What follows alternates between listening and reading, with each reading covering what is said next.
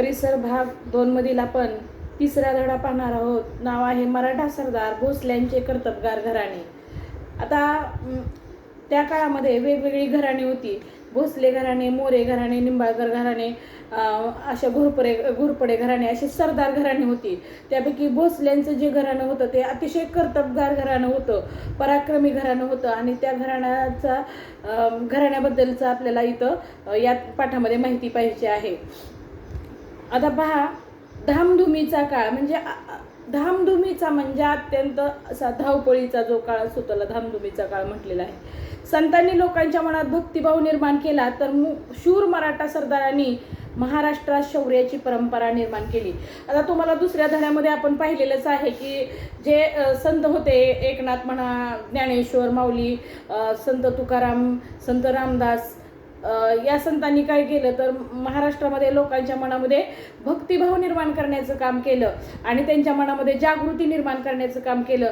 आणि त्याचा उपयोग शिवरायांना स्वराज्य निर्मितीच्या कार्यामध्ये झालेला आहे. आणि त्याचबरोबर शूर मराठा सरदार होते. ते शूर मराठा सरदारांनी काय केलं तर आपल्या महाराष्ट्रामध्ये शौर्याची परंपरा, शौर्य म्हणजे शूरपणा, तर शौर्याची परंपरा निर्माण करण्याचं काम या शूर मराठा सरदारांनी महाराष्ट्रामध्ये केलेलं आहे. तो काळच मोठा धामधुमीचा होता. आणि जो शिवाजी महाराजांच्या जन्माच्या वेळेचा जो काळ होता तो अत्यंत धावपळीचा, धामधुमीचा होता. म्हणजे त्या काळामध्ये सतत लढाया वगैरे होत असल्यामुळं तो काळ असा अत्यंत धामधुमीचा होता असं म्हटलेलं आहे. विजापूरचा आदिलशहा आणि अहमदनगरचा निजामशाह या सुलतानांमध्ये महाराष्ट्रात नेहमी लढाया होत. आणि तुम्हाला माहिती आहे विजापूरचा सुलतान जो होता त्याचं नाव होतं आदिलशहा आणि अहमदनगरचा सुलतान होता त्याला म्हणायचे निजामशाह. या दोन सुलतानांमध्ये महाराष्ट्रामध्ये नेहमी लढाया होत होत्या. त्यांनी महाराष्ट्रातला बराचसा भाग आपापसात वाटून घेतला होता, आपण हे पाहिलेलं आहे. आणि त्यामुळं त्यांच्यामध्ये सतत काय व्हायचं, लढाया व्हायच्या. आणि या लढाईसाठी त्यांना फौज लागायची. युद्ध म्हटलं की त्याच्यासाठी फौज लागते, आहे की नाही, सैन्य लागतं. मग हे सैन्य कुठून मिळायचं त्यांना, तर या कामी ते मराठा सरदारांचा उपयोग करून घेत. आणि या कामासाठी फौज म्हणून ते काय करायचे, आपले जे मराठा सरदार होते ते अत्यंत शूर, धाडशी, पराक्रमी होते आणि या सरदारांचा उपयोग ते फौज म्हणून करायचे. शूर मराठा सरदार. आता पुढचा जो मुद्दा आहे त्याचं नाव आहे शूर मराठा सरदार.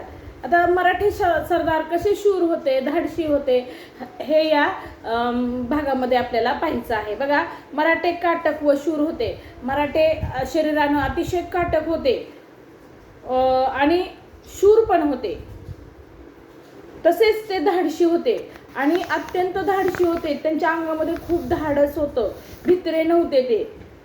स्वामीनिष्ठ होते. आणि स्वामीनिष्ठ म्हणजे आपला जो मालक आहे, आपला जो राजा आहे त्याच्यावर त्यांची खूप निष्ठा म्हणजे भक्ती, अशा प्रकारचे हे मराठा सरदार स्वामीनिष्ठ होते. आपल्या धन्यावर भक्ती ठेवणारे होते. लढाईवर मोठमोठे पराक्रम गाजवण्यात त्यांना मोठा अभिमान वाटे. आणि लढाईला गेल्यानंतर पराक्रम गाजवण्यात, खूप मोठमोठे पराक्रम गाजवण्यातच त्यांना अभिमान वाटायचा. हातात भाला, कमरेला तलवार असे हे धाडशी मराठा जवान घोड्यावर मांड घालून सरदारांच्या फौजेत दाखल होत. आणि त्या मराठा सरदारांचं वर्णन केलेलं आहे. घोड्यावर जो मराठा सरदार बसायचा तो कशा पद्धतीनं रुबाबदारपणे बसायचा ते तुम्हाला सांगितलेलं आहे. त्याच्या हातामध्ये काय असायचं, एका हातामध्ये भाला असायचा आणि कमरेला त्याच्या काय असायची, तलवार असायची. आणि असा हा धाडशी मराठा जवान होता. तो काय करायचा, घोड्यावर मांड घालून फौजेमध्ये दाखल व्हायचा. मराठे सरदार फौजबंद असत आणि ह्या मराठा सरदारांकडे सुद्धा खूप मोठी फौज असायची. 10,000, 5,000, 5,000, 10,000 अशा फौजा या मराठे सरदारांकडं असायच्या. तर असे जे मराठा सरदार होते ते फौजबंद होते. त्यांच्याकडं 10,000, 5,000 अशा प्रकारची फौज असायची. आणि आपली फौज घेऊन ते फौजबंद मराठा सरदार एखाद्या सुलतानाकडं चाकरीला किंवा सरदाराकडे गेला की सुलतान त्याला आपल्या चाकरीस ठेवायचा. त्याला सरदारकी देई, कधी कधी जहागिरीही देई. आणि असे हे सरदार होते ते अत्यंत पराक्रमी शूर असल्यामुळं लगेच त्यांना कुठलाही विजापूरचा आदिलशाह असू द्या, निजामशाह असू द्या, लगेच नोकरीला त्यांच्या पदरी ठेवून घ्यायचे, त्यांच्याकडे नोकरीला ठेवून घ्यायचे आणि त्यांना सरदारकी सुद्धा द्यायचे आणि जहागिरी सुद्धा द्यायचे. जहागीर मिळालेले सरदार स्वतःला आपल्या जहागिरीचे राजे समजत आणि ज्या राजांना जहागीर मिळालेले आहे ते किंवा सरदारांना जहागीर मिळालेले आहे ते सरदार आपल्याला त्या जहागिरीचा राजा समजायचे. म्हणजे जहागिरी ही पद्धत कशी असायची तर त्याला बक्षीस म्हणून थोडक्यात अशी 4 गावं, 5 गावं, 10 गावं, 20 गावं अशी इनाम म्हणून दिली जायची, बक्षीस म्हणून दिले जायचे. त्याला जहागीर म्हटलेलं आहे. आणि त्या जहागिरीतनं येणारा वसूल वगैरे उत्पन्न असतं ते त्या सरदारानं घ्यायचं. अशा प्रकारे म्हणजे थोडक्यात त्याला त्या तेवढ्या जो भाग त्याला जहागिरी म्हणून दिलेला आहे त्याचे सगळे अधिकार त्याला मिळायचे आणि त्यामुळे तो आपल्या स्वतःला त्या जहागिरीचा राजा समजायचा. अशा प्रकारे ते असायचं. विजापूर व अहमदनगर येथील सुलतानांच्या पदरी अनेक मोठमोठे मराठे सरदार होते आणि विजापूरचा आदिलशहा आणि अहमदनगरचा निजामशाह हे 2 जे सुलतान होते त्यांच्यात सतत लढाया होत असल्यामुळं त्यांना नेहमी फौज लागायची आणि त्यामुळं मोठमोठे मराठा सरदार त्यांच्या पदरी म्हणजे त्यांच्याकडं नोकरीला असायचे. त्यात शिंदखेडचे जाधव, मग त्यामध्ये कुठले कुठले सरदार घराणे पराक्रमी घराणी होती की जे त्या सुलतानांकडे नोकरीला होती ते त्यामध्ये शिंदखेडचे जाधव होते. शिंदखेडचे जाधव म्हणजे जिजाऊंचं घराणं. फलटणचे निंबाळकर म्हणजे सईबाईचं घराणं.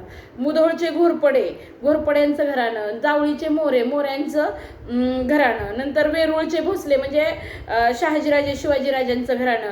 अशा प्रकारचे जे प्रमुख मराठा सरदार होते मोठे मोठे ते या सुलतानांच्या पदरी नोकरीला असायचे. शिंदखेडचे जाधव हे देवगिरीच्या यादवांचे वंशज.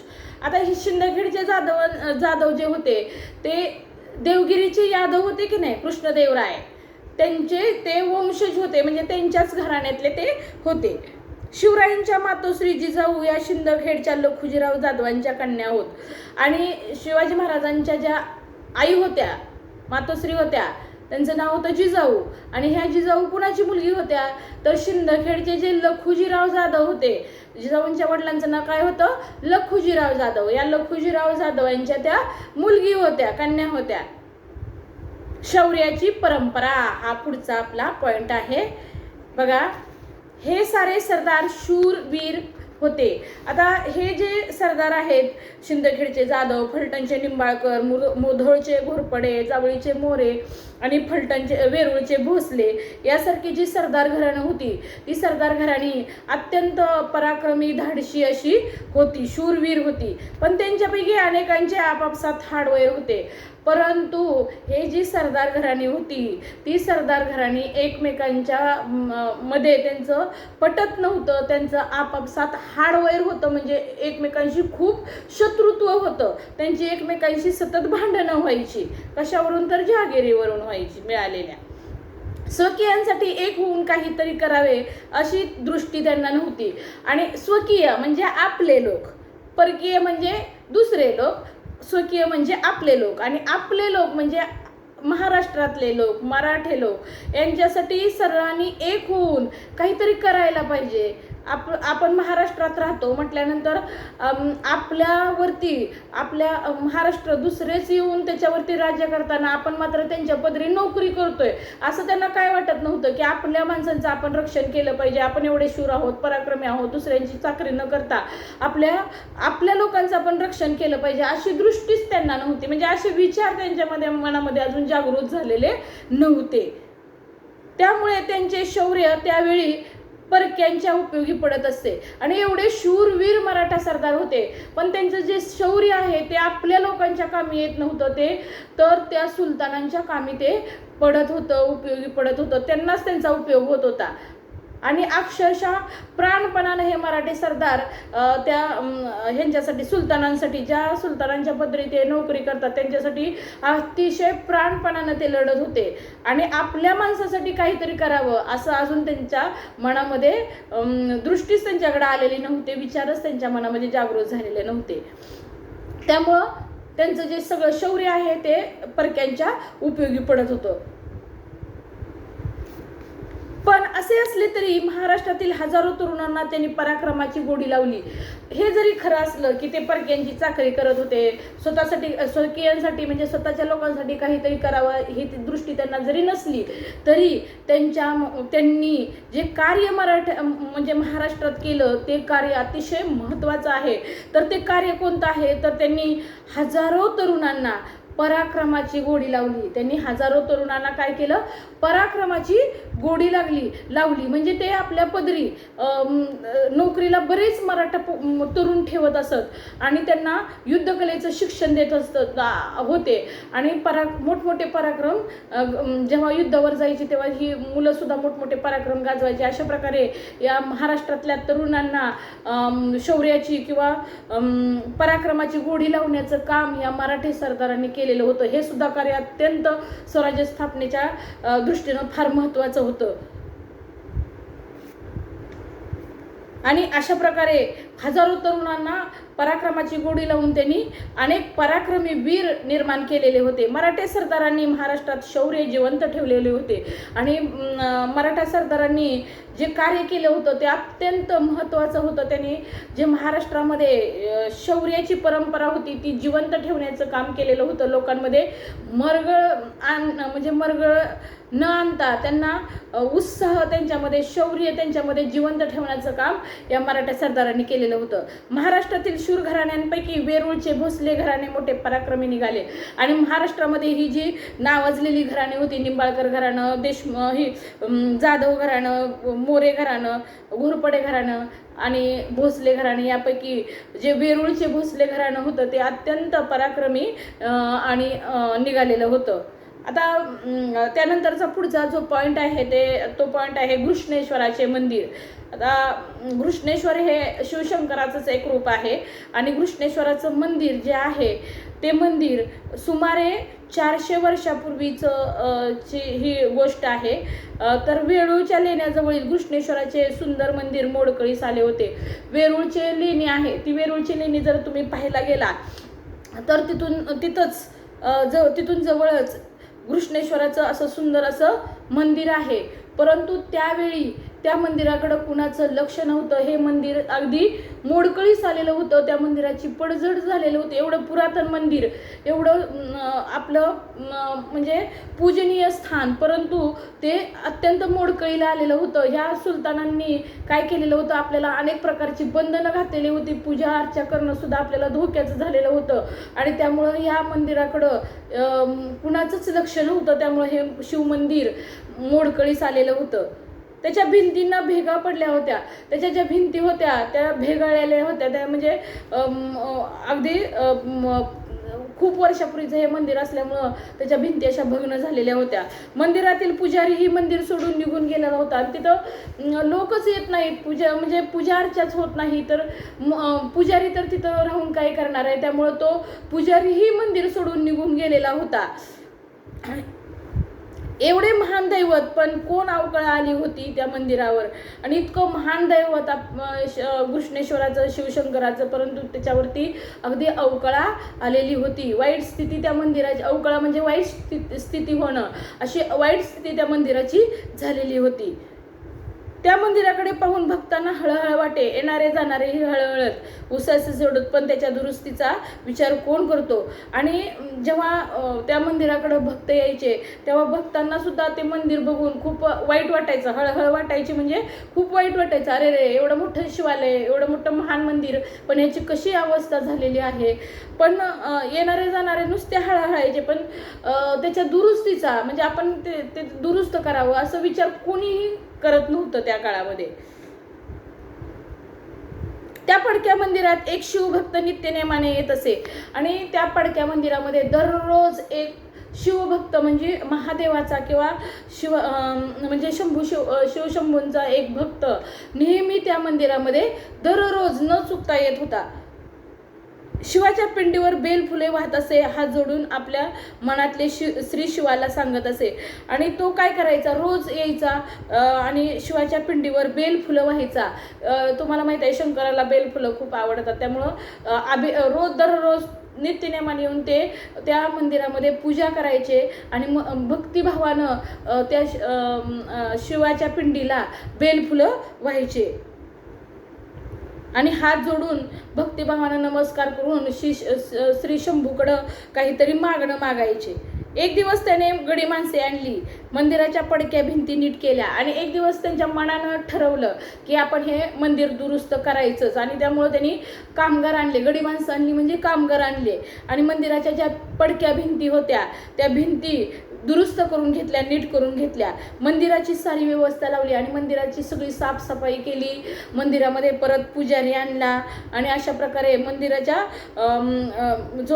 मंदिराची सगळी व्यवस्था त्यांनी लावली आणि अशा प्रकारे घृष्णेश्वराच्या मंदिराचा जीर्णोद्धार केला म्हणजे दुरुस्ती करून पहिल्यासारखं जसं त्याचं वैभव होतं ते वैभव घृष्णेश्वराला परत आणलं, म्हणजे त्याची दुरुस्ती केली. थोडक्यात जीर्णोद्धार केला म्हणजे मंदिराच्या आत बाहेर दिवे लावले, घृष्णेश्वराचे गेलेले वैभव परतले. हे कोणी केले? कोण होते हे शिवभक्त? ते होते मालोजीराजे भोसले. आणि हे सगळं कुणी केलं? कोण होता हा शिवभक्त?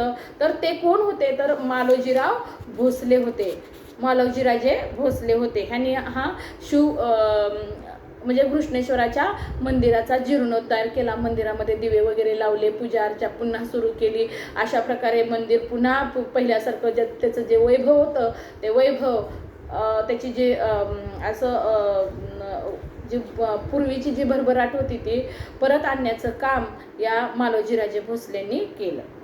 आता वेरूळचे भोसले. आता वेरूळच्या भोसले घराण्याविषयी आपण या पॅराग्राफमध्ये माहिती पाहिजे आहे.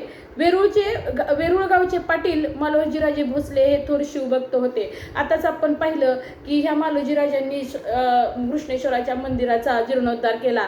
म्हणजेच वेरूळचे जे पाटील होते, वेरूळ गावचे जे पाटील होते त्यांचं नाव होतं मालोजीराजे भोसले आणि हे खूप मोठे शिवभक्त होते, शंकराचे भक्त होते. विठोजीराजे त्यांचे धाकटे भाऊ आणि या मालोजीराजांच्या धाकट्या भावाचं नाव काय होतं तर विठोजीराजे. मालोजीराजे आणि विठोजीराजे हे सख्खे भाऊ होते.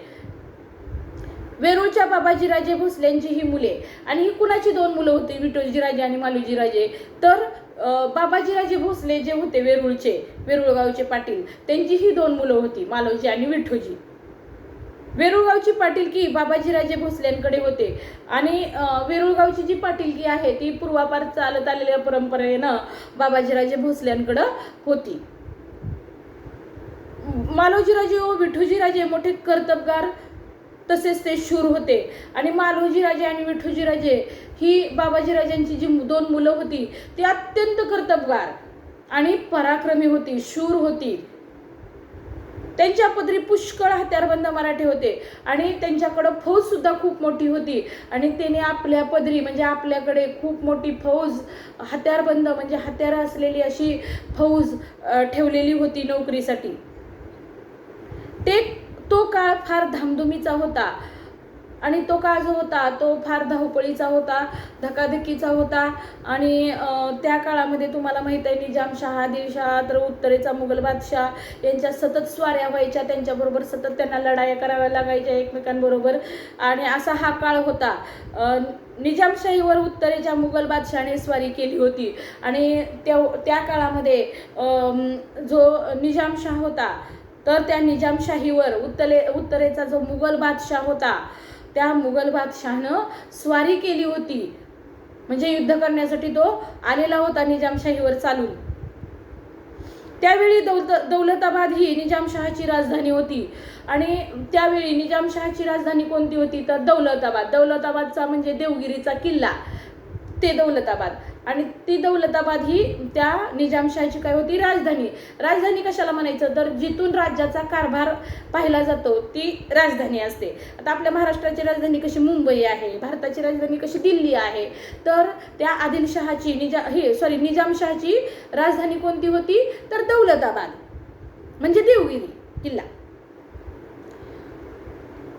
तेथे मलिकांबर नावाचा त्याचा वजीर होता आणि तिथं त्या निजामशहाचा जो वजीर होता तर त्या वजीराचं नाव काय होतं मलिकांबर. तो सुद्धा अतिशय पराक्रमी आणि धाडशी होता. तो मोठा कर्तबगार व हुशार होता. आणि हा जो मलिक अंबर हा कुणाचा वजीर होता? निजामशहाचा. प्रश्न येतो, मलिक अंबर हा टिंबटिंब वजीर होता तर निजामशहाचा, किंवा निजामशहाचा टिंबटिंब हा कर्तबगार व हुशार वजीर होता तर मलिक अंबर, असं त्याचं उत्तर येणार आहे. त्याने दौलताबाद जवळील वेरूळच्या भोसले बंधूंची कर्तबगारी पाहिली.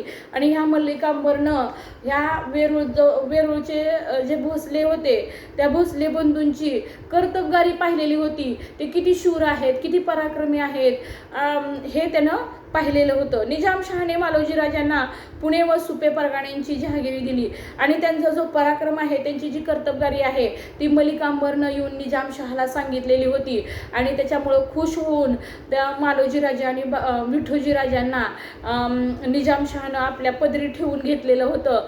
आणि त्यांना पुणे आणि सुपे हे जे 2 परगाणे आहेत, त्यावेळेस आपल्याकडे तालुके वगैरे, जिल्हा तालुका कसं असतं तर तेव्हा परगाणे असायचे, त्या परगण्याची जहागिरी निजामशहाने मालोजी राजांना दिलेली होती. भोसल्यांच्या घरी वैभव आले. आणि आता जहागिरी आली म्हटलं की भोसल्यांच्या घरी आपोआपच श्रीमंती आली, वैभव आलं. उमाबाई ही मालोजी राजांची पत्नी. आता मालोजी राजांच्या पत्नीचं नाव काय होतं तर उमाबाई नाव होतं. उमाबाई ही मालोजी राजांची पत्नी होती. ती फलटणच्या निंबाळकर घराण्यातली होती. आणि ही जी मालोजी राजांची पत्नी होती उमाबाई नावाची, ती कोणत्या घराण्यातली, कोणत्या सरदार घराण्यातली होती तर फलटणचे जे निंबाळकर घराणं होतं त्या निंबाळकर घराण्यातली ही उमाबाई होती. या उभयतांना 2 मुलगे होते. आणि या दोघांना, उभयतांना म्हणजे नवरा बायकोंना 2 मुले होती. म्हणजे कुणाला? मालोजी राजे आणि उमाबाईंना. तर त्यांची नावे काय होती बघा. एकाचे नाव शहाजी आणि दुसऱ्याचे नाव शरीफजी. तर मालोजी राजांच्या मुलांची नावं काय होती? एकाचं नाव होती शहाजीराजे आणि दुसऱ्याचं होतं शरीफजी. शहाजी 5 वर्षाचा असतानाच मालोजी राजे इंदापूरच्या लढाईत मारले गेले. आणि इंदापूरला जी लढाई झाली होती त्या लढाईमध्ये मालोजी राजे मारले गेले. त्यावेळी शहाजीराजे फक्त 5 वर्षांचे होते. विठोजी राजांनी आपल्या पुतण्यांचा आणि जहागिरीचा सांभाळ केला. आणि मालोजी राजांच्या मृत्यूनंतर विठोजी राजे हे कोण होते तर मालोजी राजांचे भाऊ होते. आणि या भावानी ह्या 2 पुतण्यांचा म्हणजे शरीफजी आणि शहाजी राजांचा सांभाळ केला आणि जहागिरी सुद्धा सांभाळली. पुढे त्यांनी शहाजीसाठी लखुजीराव जाधवांच्या मुलीला मागणी घातली.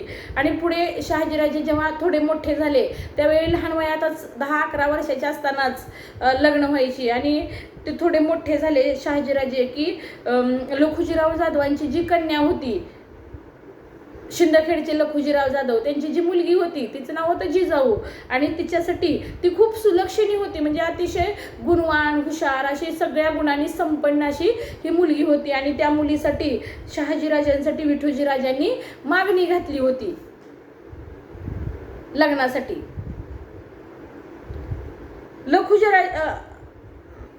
जिजाऊसाठी विठोजी राजांनी घातलेली मागणी लखुजीरावांनी स्वीकारली. आणि तुमची मुलगी आम्हाला द्या अशी जी मालोजी राजांनी लखुजीराव जाधवांकडं मागणी घातलेली होती शहाजीराजांसाठी, ती लखुजीरावांनी स्वीकारली. लखुजीराव म्हणजे निजामशाहीतील एक शूर व पराक्रमी सरदार होते. हे लखुजीराव जाधव सुद्धा काय कमी नव्हते, ते सुद्धा खूप मोठे पराक्रमी शूर असे सरदार होते. आणि ते निजामशाहीतलेच पराक्रमी आणि धाडशी सरदार होते. ते मोठा फौजफाटा बाळगून होते. आणि तेच त्यांच्याकडे सुद्धा या वेरूळच्या भोसल्यांपेक्षा मोठी फौज होती. निजामशाहच्या दरबारात ही त्यांची मोठी प्रतिष्ठा होती. आणि निजामशाहीच्या दरबारात त्यांना खूप मोठा मान होता, प्रतिष्ठा होती. म्हणजे त्यांनी शहाजीराजे आणि जिजाबाई यांचा विवाह मोठ्या थाटात साजरा केला. आणि शहाजीराजे आणि जिजाऊ या दोघांचा विवाह या लखुजीराव जाधवांनी, अतिशय 2 तोला मोलाची घराणी होती, खूप मोठी घराणी होती, पराक्रमी आणि शूर, तशीच वैभव संपन्न ही होती. अशा 2 घराण्यामध्ये विवाह संपन्न झाला. आणि शहाजीराजे आणि जिजाऊ यांचा विवाह थाटामाटात पार पडला. जिजाबाई भोसले कुळाची लक्ष्मी झाली. बघा, जाधवांची कन्या म्हणजे जाधवांची लेक असलेली जिजाऊ आता भोसले घराण्याची लक्ष्मी झाली. अशा प्रकारे आपण आतापर्यंत मराठी सरदारांविषयी आणि भोसले घराण्याविषयी माहिती पाहिलेली आहे. आता शहाजीराजांविषयी आपण माहिती पाहूया. बघा, शहाजीराजे कोण होते तर जे मालोजीराजे होते त्यांचे हे मुलगा होते. निजामशहाने मालोजीराजेंची जहागीर शहाजीराजांना दिली. आता मालोजीराजे जेवढे पराक्रमी होते त्यांच्यापेक्षाही जास्त पराक्रमी हे शहाजीराजे होते. आणि त्यांचा शहाजीराजांचा पराक्रम पाहून मालोजीराजे वारल्यानंतर सुद्धा मालोजीराजांची जी जहागीर होती ती निजामशहानं शहाजीराजांना दिली. शहाजीराजे पराक्रमी होते. निजामशाही दरबारात त्यांना मोठा मान होता आणि त्यांच्या पराक्रमानं, त्यांच्या शूरपणामुळं त्यांना निजामशाही दरबारात खूप मोठा मान होता. मुघल बादशाहाने ती निजामशाही जिंकायचा बेत केला आणि ज्या निजामशाहीमध्ये शहाजीराजे होते सरदार म्हणून ती निजामशाही जिंकण्याचा कुणी बेत केला तर मुघल बादशाह जो होता दिल्लीचा मुघल बादशाह, या मुघल बादशाहनं निजामशाही जिंकण्याचा बेत आखलेला होता. विजापूरचा आदिलशाही त्याला मिळाला आणि मुघल बादशाहला विजापूरचा जो आदिलशाह होता तो सुद्धा मिळाला होता. म्हणजे दोघांनी एकमेकांशी संगनमत केलेलं होतं, मैत्री केलेली होती आणि दोघांनी मिळून ठरवलेलं होतं की आपण निजामशाहीला हरवायचं. तेव्हा निजामशाही वाचवण्यासाठी मलिक अंबर व शहाजीराजे निकराने लढले आणि तेव्हा निजामशाही वाचली पाहिजे, मुघलांच्या ताब्यात नाही गेली पाहिजे, यासाठी निजामशहाचा जो वजीर होता मलिक अंबर नावाचा, हा मलिक अंबर आणि शहाजीराजे अत्यंत पराक्रमानं, निष्ठेनं, निकरानं लढले होते. दोन्ही फौजांचा त्यांनी पराभव केला होता. बघा, मुघलांची एवढी मोठी फौज आणि आदिलशहाची फौज, या दोन्हीही फौजाचा निजामशहाच्या फौजांनी पराभव केला होता. म्हणजेच मलिक अंबर आणि शहाजीराजांच्या फौजांनी पराक्रम केलेला होता आणि पराक्रम गाजवून त्यांनी या दोन्ही फौजांचा म्हणजे आदिलशहाच्या फौजेचा आणि मुघलांच्या फौजेचा पराभव केलेला होता. अहमदनगर जवळ भातवडी येथे ही प्रसिद्ध लढाई झाली आणि ही मलिक अंबर, शहाजीराजे, मुघल आणि आदिलशाह यांच्यामध्ये जी लढाई झाली होती ती लढाई कोणत्या ठिकाणी झाली होती तर अहमदनगर जवळ भातवडी नावाचं एक जे गाव आहे त्या प्रसिद्ध गावी ही इतिहास प्रसिद्ध लढाई झालेली होती. या लढाईत शरीफजी मारले गेले आणि शहाजीराजांचे जे बंधू होते, मोठे बंधू शरीफजी, हे शरीफजी या लढाईमध्ये वारले गेले. पण शहाजीराजांनी मोठा पराक्रम गाजवला आणि त्यावेळी जरी आपला बंधू वारलेला असला, भाऊ वारलेला असला तरी सुद्धा शहाजीराजांनी त्या लढाईमध्ये अत्यंत पराक्रम गाजवला होता. अत्यंत शूरपणाने ते लढलेले होते आणि निजामशाही वाचवलेली होती. त्यामुळे शूर सेनानी म्हणून त्यांचा सर्वत्र लौकिक झाला आणि त्यामुळे अत्यंत शूर असे सेनानी किंवा शिपाई म्हणजे सरदार म्हणून त्यांचा सगळीकडे नावलौकिक झाला. सगळीकडे त्यांचं कौतुक व्हायला लागलं. दरबारात त्यांची प्रतिष्ठा वाढली आणि आपोआपच अशा शूर शहाजीराजांची प्रतिष्ठा म्हणजे मान सन्मान त्यांना दरबारामध्ये खूप मिळायला लागला निजामशहाच्या.